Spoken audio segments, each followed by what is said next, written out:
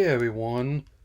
So, I earlier today I saw the Odyssey, the latest film adaptation of the epic poem of the same name, directed by Christopher Nolan, and which stars an all-star cast including the likes of Matt Damon, man as Odysseus, Tom Holland as Telemachus, and also includes the likes of Anne Hathaway, Olga Kurylenko, John Bernthal, and Robert Pattinson.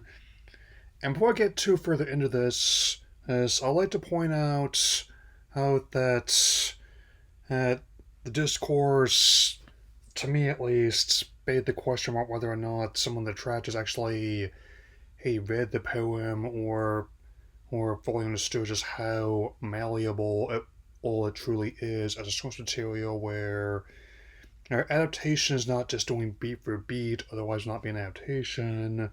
And in fact, I can honestly say, just on a personal level, this was one of my favorite versions, even with the weird experience I had, where not only did it end up changing the screen they were showing this on, because of that, I ended up actually seeing the end of the film before I even saw the beginning or the middle, and they were showing a completely different film as well with the screen I initially put this on.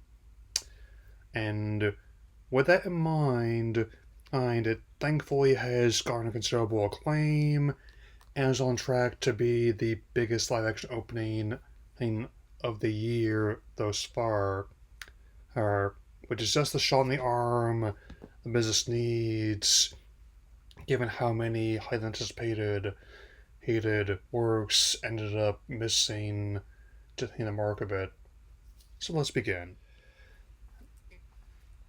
After their conquest of Troy, Odysseus and his crew set sail back to their home in Ithaca, encountering a host of strange phenomena and individuals, while his wife and son must ward off the advances of a group of suitors who seek to who marry his beloved and claim the throne for themselves.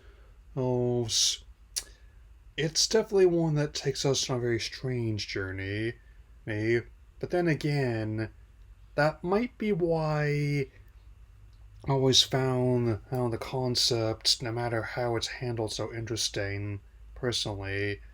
And with that in mind, and it definitely he has a bit more broad appeal than some might think. Of course, people such as myself who like this kind of mythology were always going to be going. I mean, people such as myself who like this director were always going to be going. Where he's one of the few who filmmakers left in the business that can actually sell a project on a name alone. Own.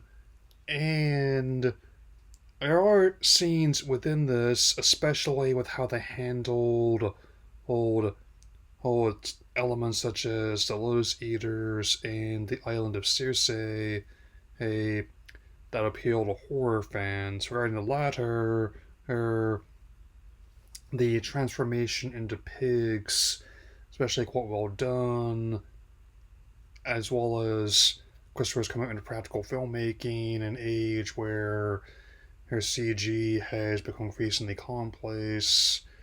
I especially like how they handled the Cyclops, where they did a lot of the old fashioned way, a voice perspectives, actor in a suit, and things like that.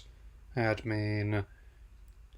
And as for the lack of accents and how they put dialogue, again, I was never really bothered too much by that. It's nothing I haven't heard when people talked about the original Beauty and the Beast and why even though the story takes place in France in the 19th century, the only people that like characters actually sounded French or Lumiere and his wife. But I'm getting ahead of myself here. Likewise, it is definitely as one would expect from um, a a work of the scale, a a a work an art an epic to behold of both sight and sound, with Henry teaming with his cinematographer Hoyt Van Hoytema, as well as recurring composer Lodo Goranson, the latter of which has actually committed to actually using all the same instruments they would have used in that time period, especially in the percussion. Especially enjoy how a lot of the bells being rung and metal being clanged is actually done in tune with the score. Much like that, it was extra layer of diegetic sound, personally. Hey, and also the whole non-linear approach to the story this time around, and where he's done this kind of approach to flashbacks and flash forwards in other films of his, and actually fits pretty well here to show the parallels to the challenges Odysseus faces is on the seas, and the challenges that Telemachus faces at home, which is certainly not a stretch. And I reaffirm Herm, that getting into a row about the kind of things you consume is not a real war compared to actual ones going on, personally. But once again, that's not particularly important. What is important is that it is definitely an early sign in terms of the critical and commercial success thus far that there are audiences who still want a more traditional and practical approach to blockbuster filmmaking in an age increasingly driven by a legacy franchise of extra tentpoles, which is one of the reasons why I was anticipating this personally. Hey, and as I reiterate, it is a source material like other Greek myths that is designed to be reinterpreted. Just says there's no oh there's multiple highly acclaimed movies of Batman, including one that the same director made, which is my favorite film. Film. There are indeed many multiple versions of the story that benefit from reinterpretation and carve out legacies of their own. And little side note, take a little time with the Batman Part 2, Matthew, who I can wait. Overall, I honestly cannot wait to experience the movie again, even with the very strange experience I had trying actually getting into this. I mean, hopefully there won't be any bizarre mix-ups like on my second time around now. That's a venue closer to me is getting it by popular demand, and it's actually not the first one I've actually seen more than once now.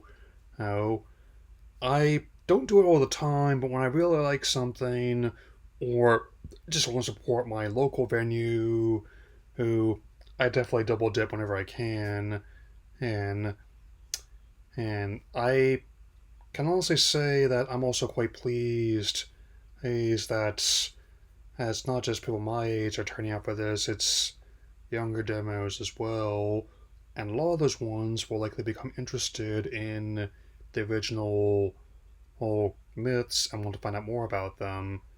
I can definitely say a a a movie earns R rating, not just for like the battle scenes, but also just how a lot of the deities tend to get pretty amorous as in their human form, especially after a few goblets of wine.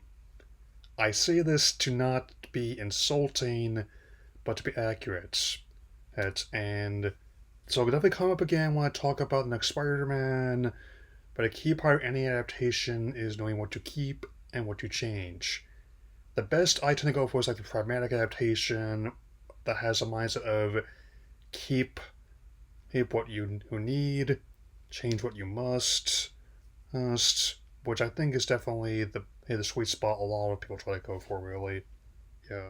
Whether or not you think this incarnation honestly lived up to the hype, that's fully for you to decide.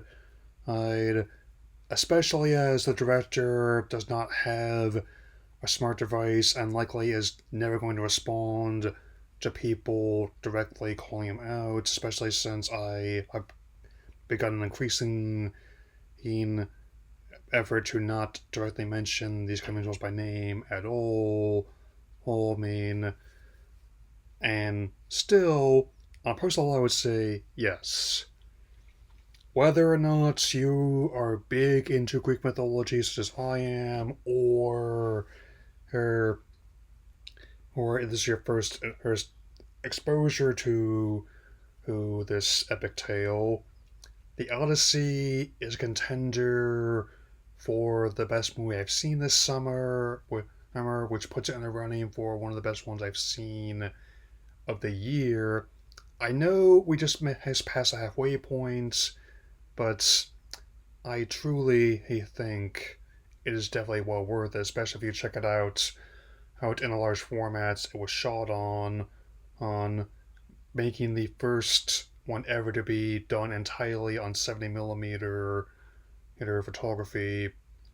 It's definitely gonna you definitely gonna get me money's worth if you can check it out on IMAX. So of course, my final rating is a godly 4 out of 4, 5 out of 5, and I will see you all again very soon. So take care, everyone. Hmm.